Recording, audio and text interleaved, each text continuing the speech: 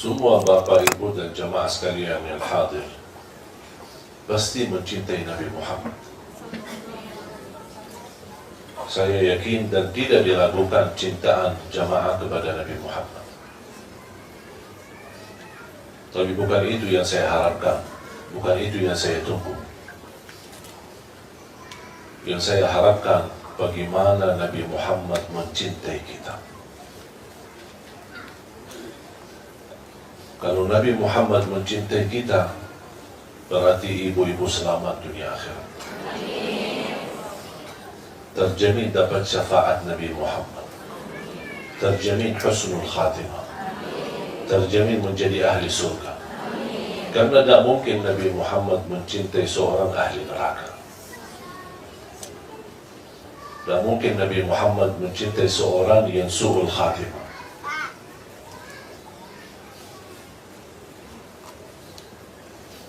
Kita aja membayangkan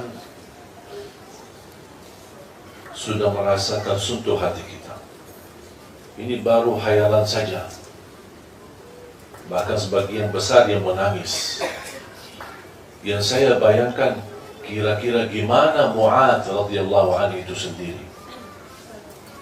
Dia bukan menghayalkan atau membayangkan. Dia langsung bertemu dan langsung mendengar dari mulutnya Nabi Muhammad SAW. Hei Mu'adz, aku mencintaimu.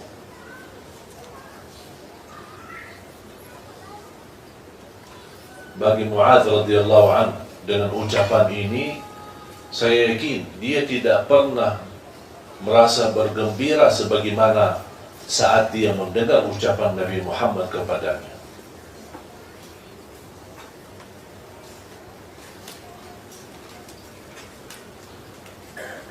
Dan termasuk Mu'adz bin Jabal, salah satu sahabat yang paling mengerti perbedaan antara halal dan haram. Sampai Rasulullah berkata, kalau ada ingin tahu perbedaan halal yang haram mana yang halal, mana yang haram, dan ialah Mu'adz radhiyallahu anhu.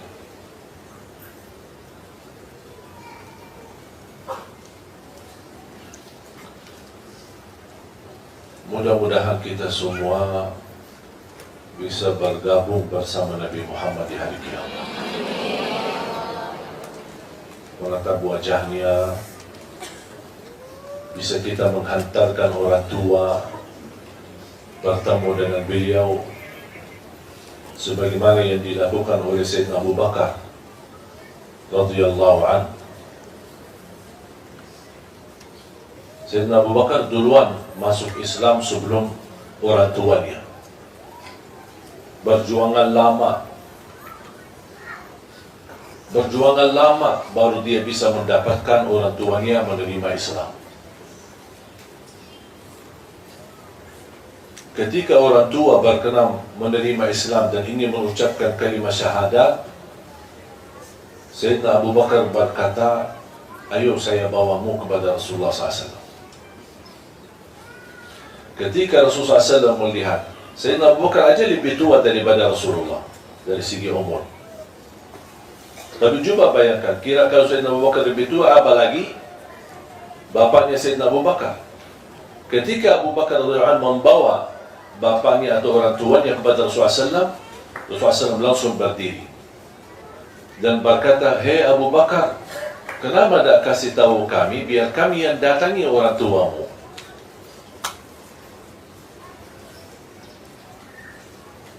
Apa jawab Sayyidina Abu Bakar? Kamu jauh lebih mulia untuk didatangi daripada orang tua saya. Coba betapa Nabi Muhammad mencintai, Sayyidina Abu Bakar mencintai Nabi Muhammad lebih daripada orang tuanya. Walaupun orang tuanya sakit-sakitan, cukup tua, cukup usia, tetapi tetap dia membawakan orang tuanya kepada Nabi Muhammad.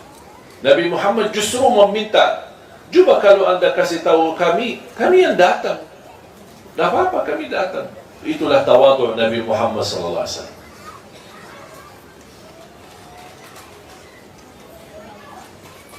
Belum lagi cintaan Rasulullah SAW kepada Siti Khadijah.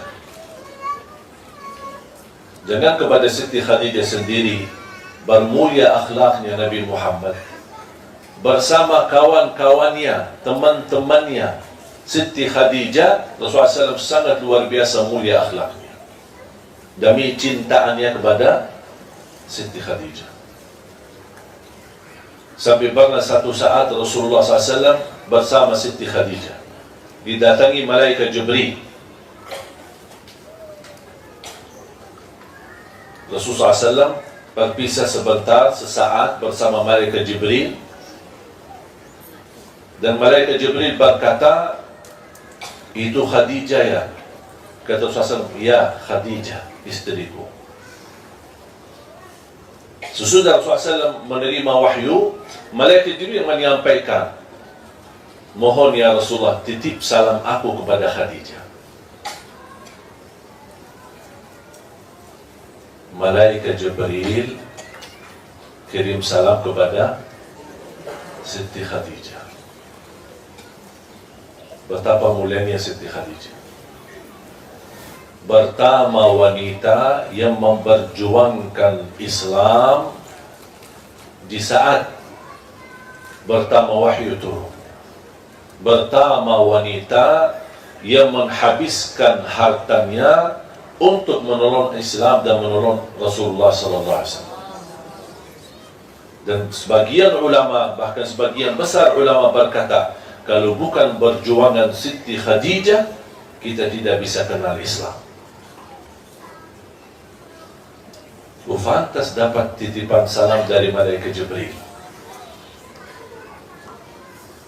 Rasulullah ketika mendengar ada kirim salam dari malaikat Jibril, Rasulullah SAW sendiri merasa gembira, merasa bahagia. Istriku dapat perhatian. Sampai malaikat melihat Rasulullah SAW, terlihat kegembiraannya dan kesenangannya di wajahnya. Sampai malaikat menyampaikan usulan dengan penyampaian atau titipan salam kepada Siti Khadijah. Ini ada berita lagi. Sampaikan salam kepada Siti Khadijah dari Allah Subhanahu wa ta'ala.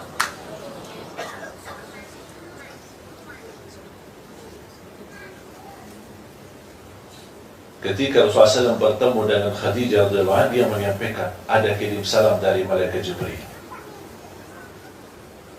Dia langsung bergembira, bersenang. Ini belum diucapkan ada salam dari Allah. Ini baru dari malaikat Jibril, sudah dia bahagia. Kata Rasulullah SAW, ada lagi. Ada kirim atau titipan salam dari Allah untukmu. Langsung nangis Siti Khadijah. Betapa mulianya seorang yang mendampingi Rasulullah SAW.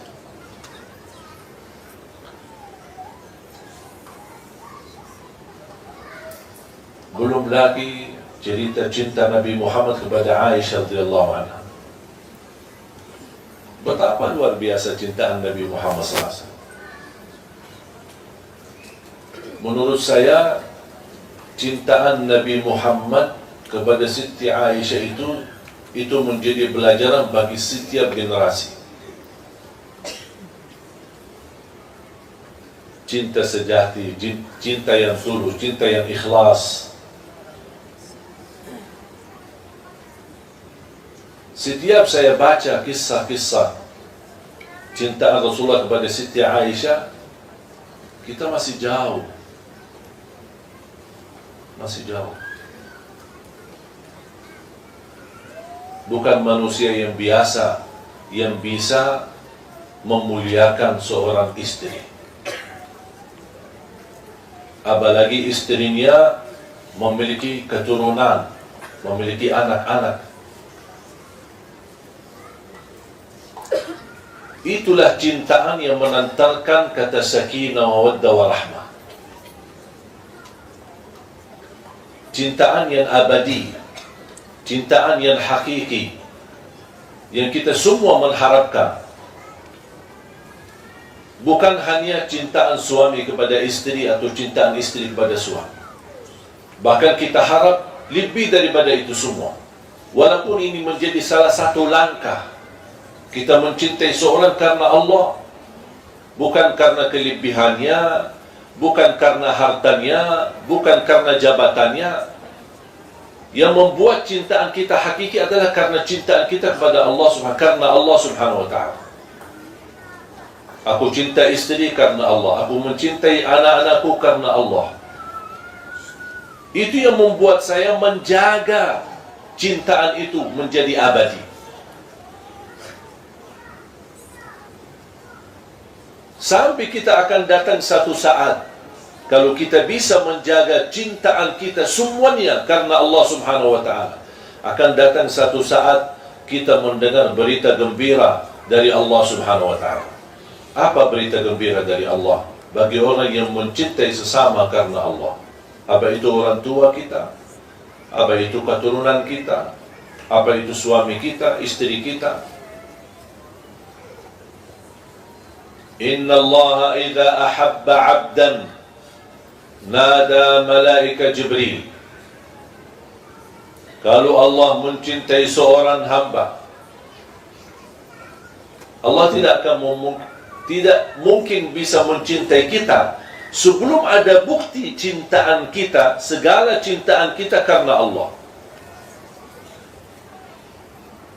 Istilahnya, mesti kita memiliki cintaan yang menarik perhatian. Seolah-olah kita berkata, ya Allah, lihatlah aku ini. Aku orang hamba yang mencintaimu, mencintai Rasulmu, mencintai suamiku, mencintai anakku, mencintai agama, mencintai salat, mencintai ibadah, mencintai Quran. Semua cintaan ini karenamu ya Allah.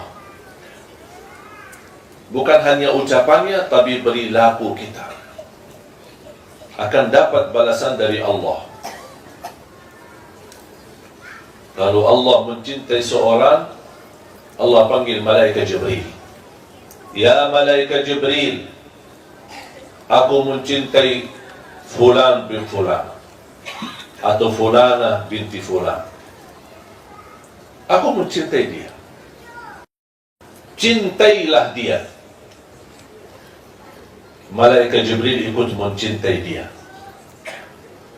Kalau malaikat Jibril sudah mencintai orang tersebut, dia menyampaikan kepada malaikat dan seluruh makhluk yang ada di langit. Yang kita tidak tahu berapa jumlah besarnya jumlah malaikatnya, berapa nabi-nabi dan rasul yang ada di alam yang kita tidak tahu. Malaikat Jibril menyampaikan,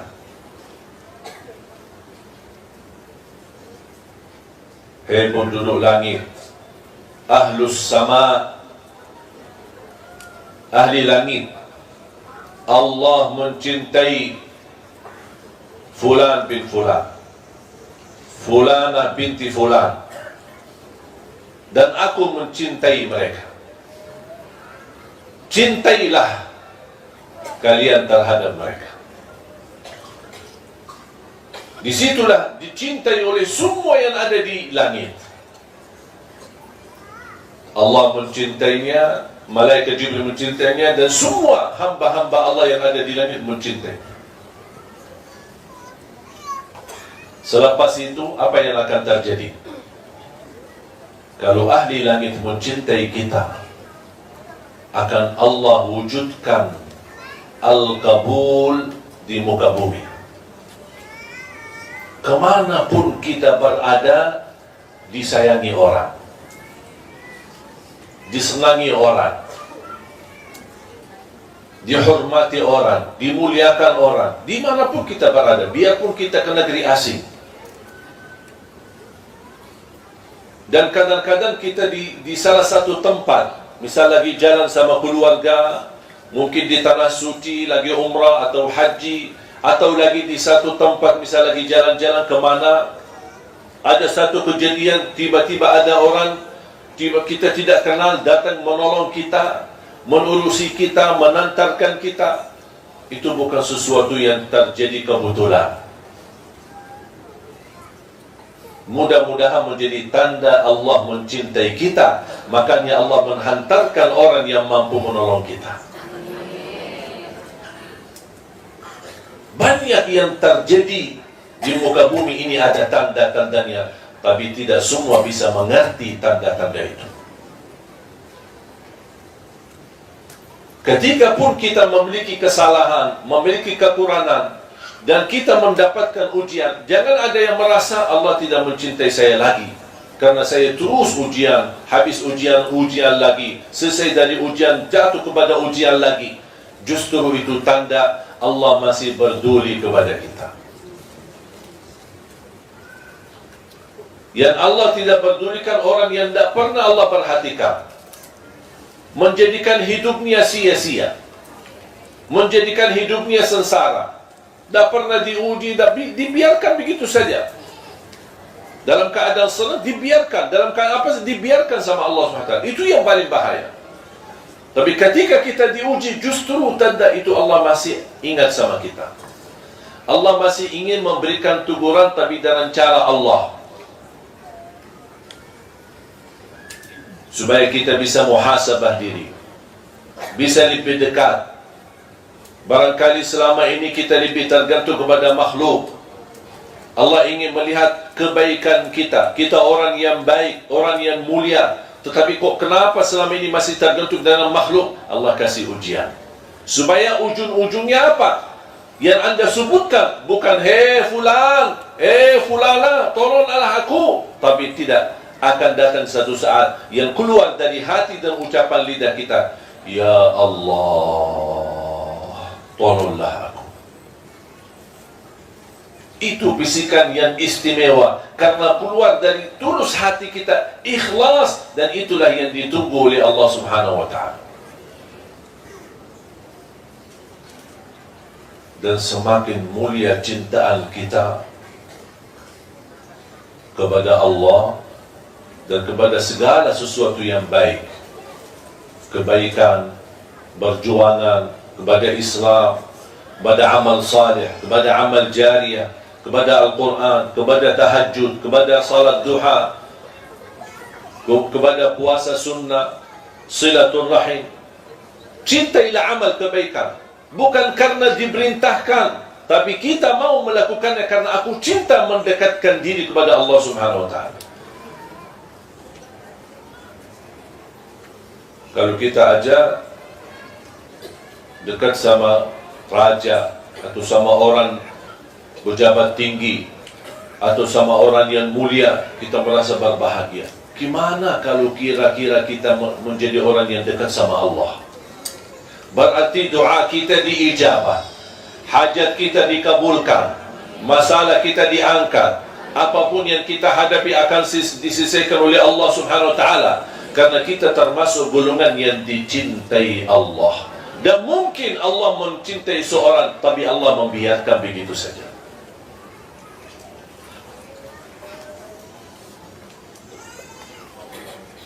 Makanya ketika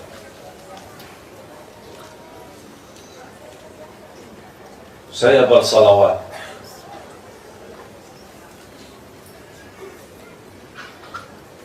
kapan saja, bebas waktunya, saya ingat selalu bersabda Rasulullah sallallahu alaihi wasallam di hadis yang diriwayatkan Imam Muslim, barang siapa yang salawat kepadaku 1 kali, akan dibalas oleh Allah 10 kali rahmat.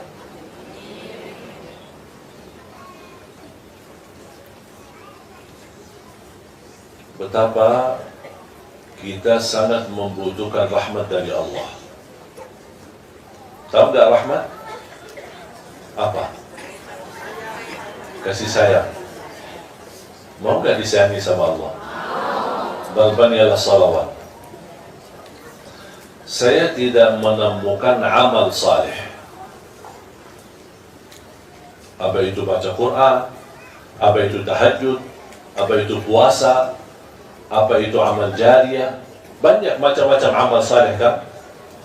saya tidak pernah menemukan amal saleh yang lebih istimewa menjaminkan kasih sayangnya Allah kepada kita berlipat ganda selain salawat kepada Nabi Muhammad. Semakin banyak salawat, semakin tercurah banyak kasih sayangnya Allah kepada kita. Belum lagi kita terjamin dapat syafaat Nabi Muhammad. Belum lagi nama kita dikenal Nabi Muhammad, khususnya malam Jumat dan hari Jumat. Semakin banyak salawat kita, karena itu permintaan Nabi Muhammad, berbanyaklah salawat kepadaku hari Jumat dan malam Jumat, karena salawat kalian malam Jumat dan hari Jumat Allah hantarkanlah kepada aku.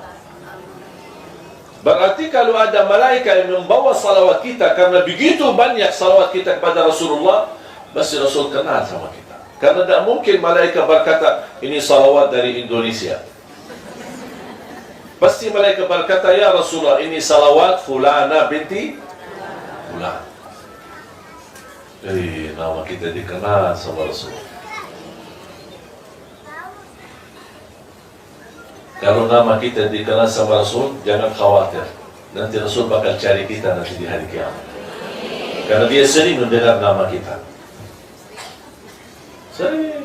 Kenapa dia sering dengar nama kita? Karena malaikat Jibril sering mendengar salawat kita, dan malaikat Jibril yang membawa nama kita kepada Rasulullah SAW.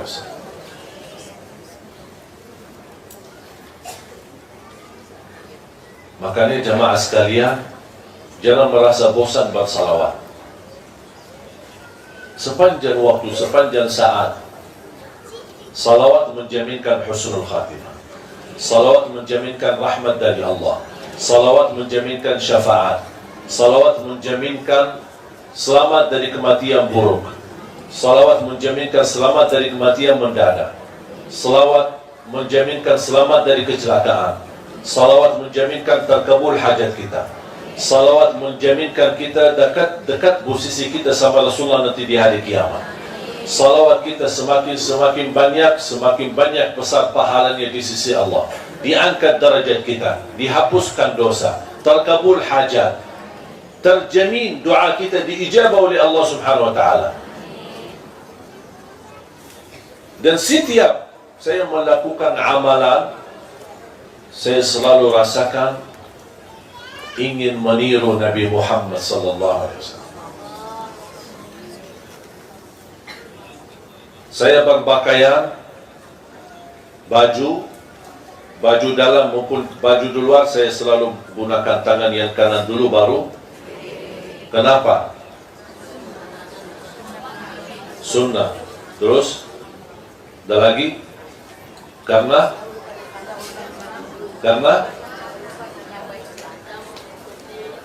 boleh. Terus apa alasan lagi? Karena diperintahkan.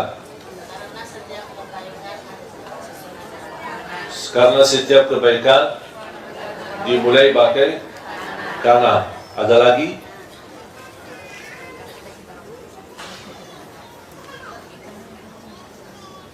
Saya harap mulai hari ini rubah pikiran itu semua. Bukan karena kanan itu sesuatu kebaikan.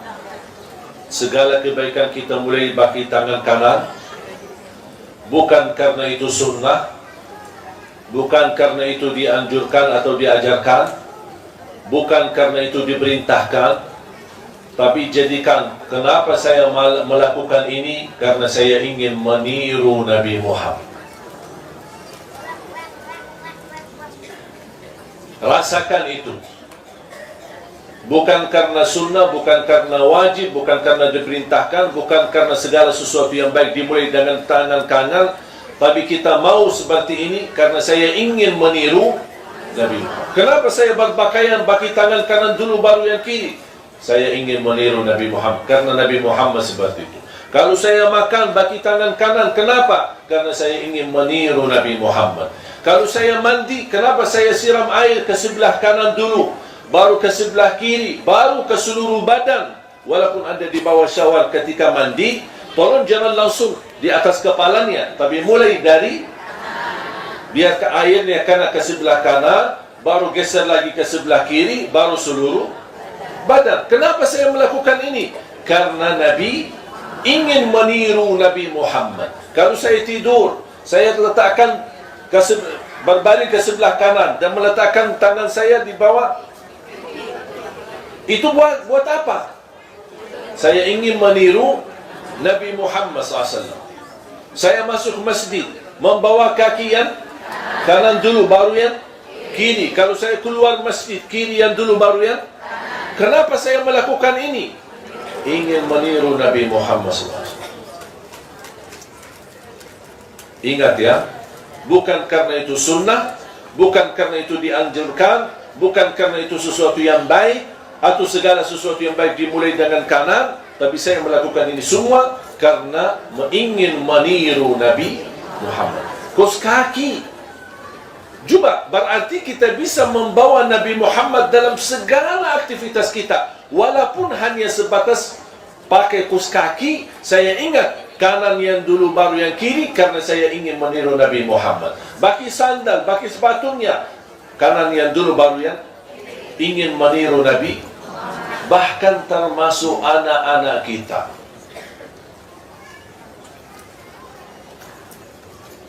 Biasanya kalau kita memberi sesuatu kepada anak kita, namanya anak-anak, kadang-kadang dia menunjukkan tangan yang kiri. Apa itu permen atau apa makanan, apa sajalah. Betul? Sering terjadi itu, anak-anak selalu menggunakan tangan yang kiri. Dan kita berkata apa? Mana tangan yang manis? Betul? Atau mana tangan yang bagus? Mana tangan yang baik? Boleh nggak kita rubahkan istilah mulai hari ini? Kalau anak kita mau ambil sesuatu, kita berkata, mana tangan yang dicintai Nabi Muhammad?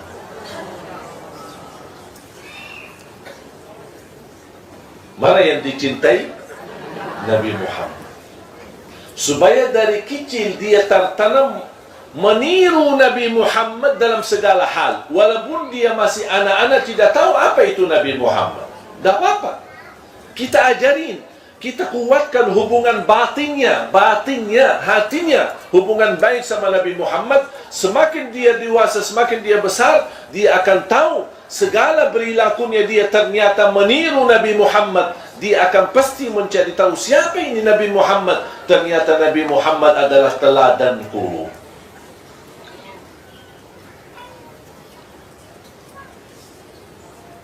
Kira-kira bisa? Ibu jamaah sekalian, kalau bisa ibu bertahan dan menjaga, ingin meniru Nabi Muhammad, ingin meniru Nabi Muhammad, ingin meniru Nabi Muhammad, dan kita bisa menjalani ibadah ini dengan perasaan ini selama 1 minggu, insya Allah ibu-ibu akan merasa jauh lebih indah hubungan batin kita sama Rasulullah. Akan terasa ketika kita bersalawat, ya Allah, selama ini saya salawat, tapi kok kali ini kok rasanya beda. Karena sudah ada ruh kita yang bersambung dengan ruh Nabi Muhammad SAW. Siapa yang tidak mau ruhnya langsung bersambung kepada Rasulullah? Siapa yang tidak mau nyawanya, batinnya, hatinya bersama Rasulullah SAW? Makanya kita wujudkan Rasulullah dalam hati kita, dalam kehidupan kita sehari-hari, kemanapun kita pergi. Apalagi melalui banyak salawat.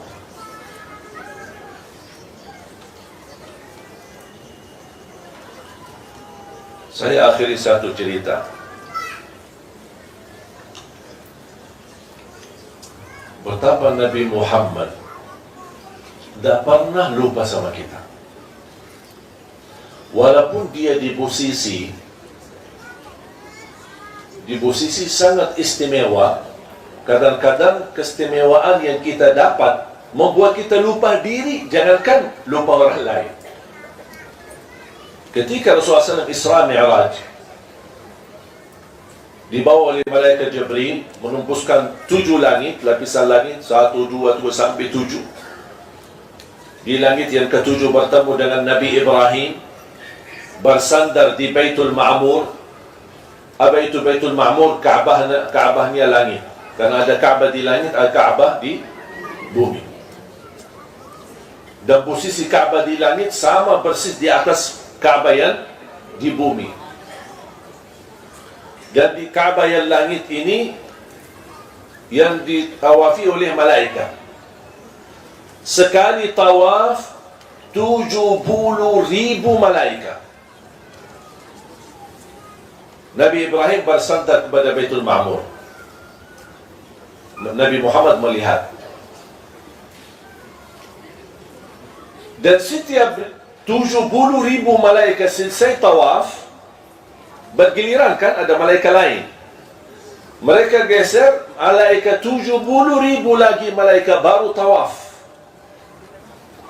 Yang sudah tawaf pertama menunggu gilirannya, kata Nabi Muhammad SAW, yang sudah bertawaf tidak berkesempatan lagi tawaf lagi sampai hari kiamat.